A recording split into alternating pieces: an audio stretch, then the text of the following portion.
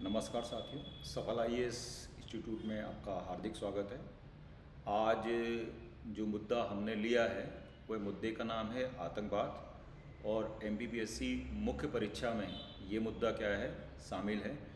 तो इसको आज समझने का प्रयास करते हैं कि भारत आतंकवाद से किस प्रकार से ग्रसित है या आतंकवाद क्या होता है, आतंकवाद की क्या परिभाषा है, उसके क्या कारण हैं, हमारे सामने क्या क्या चुनौतियां हैं। तो ये चूँकि वीडियो बड़ा हो सकता है तो इसलिए अपन छोटे छोटे पार्ट्स में इसको क्या होंगे लेंगे और मुख्य परीक्षा में किस प्रकार से इसमें प्रश्न आएंगे इस पर भी अपन व्यापक चर्चा आखिरी वीडियो में क्या होंगे करेंगे। तो देखिए साथियों, इसकी परिभाषा भारतीय संसद ने 1987 में दी थी कि जब कोई व्यक्ति कानून द्वारा स्थापित सरकार को डराने का प्रयास करता है जिसमें बम, डायनामाइट आदि शामिल हो, अर्थात जिसका कहने का मतलब है जब चुनी हुई सरकार को, लीगल सरकार को कोई संस्था या कोई संगठन हथियारों के दम पे अपनी चीज़ मनवाने का प्रयास करता है या ये कहें कि भय का वातावरण पैदा करता है, आतंकवाद क्या हुआ कहलाता है। आतंकवाद का मतलब ये मान के चलिए एक विचारधारा है। ये विचारधारा इस प्रकार की है जो आम जनमानस पे और सरकार पे भय पैदा करने का क्या करती है, काम करती हैं। इसलिए आपने देखा होगा कि आतंकवादी हमेशा उस जगह पे हमला करते हैं जो सबसे ज़्यादा हाई सिक्योरिटी होते हैं। अगर गांव खेड़े में अगर वो कहीं हमला करें तो कई सौ लोगों को मार सकते हैं, लेकिन वो हमेशा उस जगह पे टारगेट करते हैं जहाँ पर हाई सिक्योरिटी रहती है। चैलेंज करते हैं कि देखिए आपकी सिक्योरिटी थी लेकिन हमने उसको क्या कर दिया, ध्वस्त कर दिया। तो हमारी संसद ने इसकी परिभाषा इस प्रकार से क्या हुई है मानिए। अगर इसका कारण देखें आतंकवाद का, तो आतंकवाद का सबसे बड़ा कारण गरीबी है। गरीबी है, अशिक्षा है। जैसे आपको अगर एग्जाम्पल पता होगा तो कासाब जो था वह गरीब घर से था, और जब गरीब घर से था तो वो इससे क्या हुआ, वो छोटे से पैसे के लिए आतंकवादी गतिविधियों के लिए क्या हुआ, राजी हो गया। अशिक्षा, उनको पता ही नहीं है कि हमको किस खंदक में क्या हो रहा है, भेजा जा रहा है जिसका कोई रिजल्ट या इसका कोई परिणाम नहीं है। आर्थिक कारण, यानी ये सबसे बड़ा कारण है कि जहाँ व्यक्ति क्या होता है अर्थ के लिए, लाभ के लिए क्या होता है, कोई छोटी मोटी लालच दे दिया और उसके लिए क्या उसने बड़ी घटना कर दी। जैसे पुलवामा जैसे अटैक आपने देखे होंगे, कुछ पैसे के लिए क्या हुआ उन्होंने कर दिए। सामाजिक पिछड़ापन है, लोगों के अंदर जन जागृति ही नहीं है कि अच्छे बुरे का एहसास ही नहीं है। उनको धर्म के नाम पे क्या हो रहा है, बरगलाया जा रहा है कि आप ऐसा काम करोगे तो ये इससे ये हो जाएगा। ठीक है, यहीं पर आप जोड़ लीजिए इसको जिहाद आतंकवाद। इसमें कहा जाता है कि ये क्या है, एक धर्म विशेष के प्रति दूसरे धर्म विशेष की क्या है, नफरत है।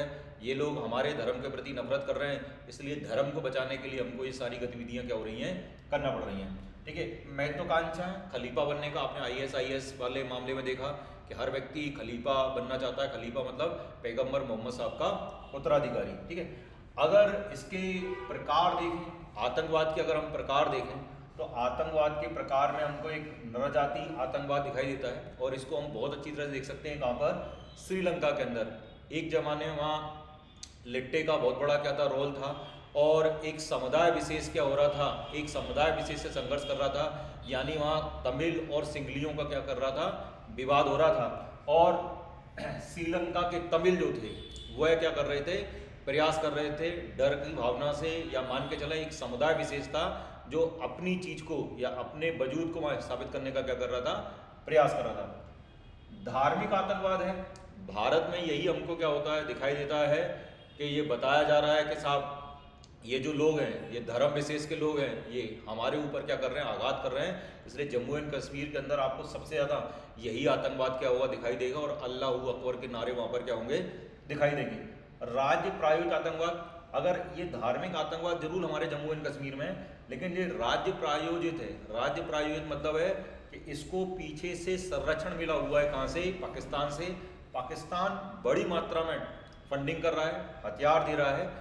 अब जम्मू एंड कश्मीर में जब से ऑपरेशन ऑल आउट चालू हुआ है तब से बहुत बड़ी मात्रा में आतंकवाद को हमने क्या करा है, कंट्रोल करा है, उसमें नकेल क्या हुई है, कस दी है। स्वापक यानी मादक पदार्थों की तस्करी, यानी इसका मतलब हुआ कि यही एक आतंकवाद का जरिया है कि एक कम्युनिटी विशेष को पूरी तरीके से क्या कर दिया जाए, पंगु बना दिया जाए। आप चाहे पंजाब के अंदर देखें, बड़ी मात्रा में क्या है ड्रोन के माध्यम से आपके यहाँ क्या हो रही है, खेप भेजी जा रही है जिसमें ड्रग्स शामिल है। ठीक है, अब इसको कम करने के लिए भारत में क्या क्या कदम अभी तक उठाए हैं। 1967 में गैर कानूनी गतिविधियों की रोकथाम के लिए एक अधिनियम हम लेके आए थे। उसके बाद 2002 में हम पोटा लेके आए, आतंकवाद निवारण अधिनियम। ठीक है, और ये पोटा को कुछ समय के बाद समाप्त कर दिया गया क्योंकि उसमें विपक्ष ने इस प्रकार के आरोप लगाए कि इसमें कुछ प्रकार के इसमें प्रावधान है जो राजनीतिक व्यक्तियों को क्या कर सकते हैं, प्रभावित कर सकते हैं। इसलिए उन प्रावधानों को देखते हुए पोटा को समाप्त कर दिया। और 2008 में हमने एक राष्ट्रीय जांच एजेंसी NIA की स्थापना की, यानी देश में कहीं पर भी आतंकवादी कोई बड़ी घटना होगी तो ये एजेंसी वहाँ पर क्या होगी, जांच करेगी। साथ में राष्ट्रीय खुफिया ग्रिड का गठन किया। इसका उद्देश्य विभिन्न सुरक्षा एजेंसियों के डेटाबेस को आपस में क्या करना है, जोड़ना है। क्योंकि देखिए हमारे देश के अंदर आतंकवाद से लड़ने के लिए कई एजेंसियां हैं, सबका अपना एक डाटा सेंटर है और सभी एजेंसियां क्या हो रही हैं, अपने अपने स्तर पे काम कर रही हैं। लेकिन सभी एजेंसियों में आपस में कोऑर्डिनेशन बना रहे, इसके लिए एजेंसी की गई है, स्थापना की गई है।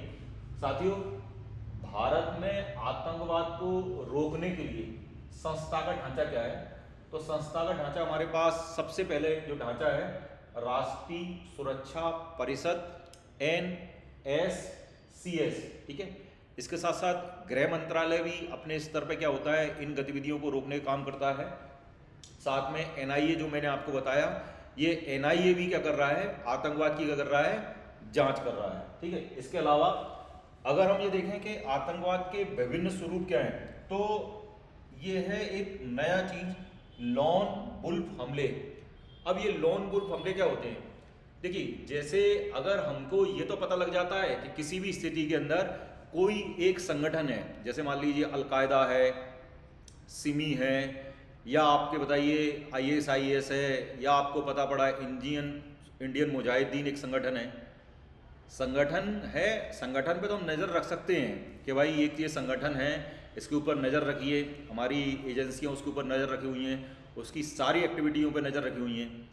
लेकिन कोई एक व्यक्ति, कोई भी हो सकता है, स्टूडेंट हो, कोई नॉर्मल इंसान है, किसी की विचारधारा से प्रभावित हुआ, उसने एक दिन बारूद इकट्ठी करी और आसानी से मिल जाएगी। ठीक है, बारूद ली या बारूद भी नहीं मिली, उसने ट्रक लिया, भीड़ बड़े बाजार में क्या हुआ, दौड़ा दिया और अपने संगठन का एक नारा दिया और बाद में उसने बोल दिया कि ये तो क्या है, ये घटना वहाँ पर इस प्रकार की हुई थी, इसलिए मैंने इनको मार दिया, यानी मैं उस संगठन से क्या हूँ, प्रभावित हूँ। तो आप समझिए लॉन वुल्फ हमले, ये इसको रोकना सबसे बड़ा चैलेंज है कि हमको नहीं पता कि किसके मन में कौन सी चीज़ क्या हो रही है, चल रही है। उसके बाद है जैव आतंकवाद। अगर मान लो हम कोविड को हमने देखा था और कोविड में किसी के द्वारा प्रायोजित नहीं था, ये बताया गया कि चाइना के द्वारा ये आया है। लेकिन सपोज करो इस प्रकार का कोई वायरस अगर कोई बना लेता है और वो कहीं स्प्लिट कर देता है या कहीं फैला देता है, तो सोचिए कितनी बड़ी जनहानि हमारे पास हो सकती है। उसके बाद है मानव रहित ड्रोन। आपने पाकिस्तान के बॉर्डर से इस समय सर्वाधिक मात्रा में ये ड्रोन आ रहे हैं।